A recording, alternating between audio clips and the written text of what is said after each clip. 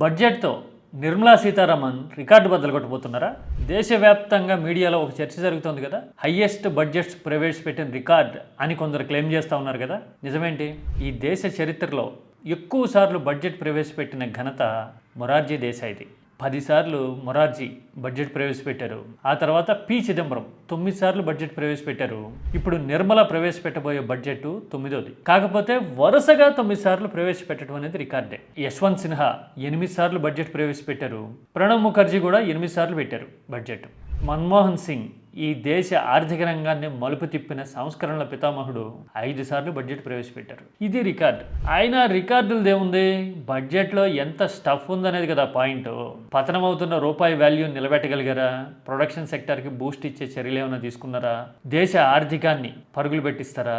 ఒక పక్కన అమెరికా వాణిజ్య యుద్ధం, ఇంకో పక్కన పెరుగుతున్న నిరుద్యోగం లాంటి సమస్యల్ని ఎంతవరకు కంటైన్ చేయగలిగారు అనేది కదా మ్యాటరు. కానీ మనం మాత్రం మన దేశంలో ఎందుకో అలాంటి వాటికంటే ఆర్థిక మంత్రి ఏ చీర కట్టారు, ఆ చీర అంచు ఎలా ఉందనే వార్తలు ఎక్కువగా చూస్తుంటాము. అలాగే ఆమె బడ్జెట్ ఫైల్స్ పెట్టుకొచ్చిన బ్యాగ్ ఏ రంగు, లెదరా, జూటా అని మాట్లాడుతుంటాం. ఏంటో ఈ మీడియా ఫ్యాంటసీస్ అన్ని ఇట్లాగే ఉంటాయి. అందుకోసమే రికార్డుల గురించి మాట్లాడడం. ఇంతకీ బడ్జెట్లో యాంటిసిపేట్ చేయదగిన ప్రజలకు పనికొచ్చే అంశాలు ఏమున్నాయి అంటే ఏం చెప్పగలుగుతాము?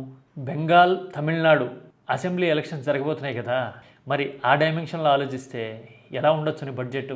Any thoughts?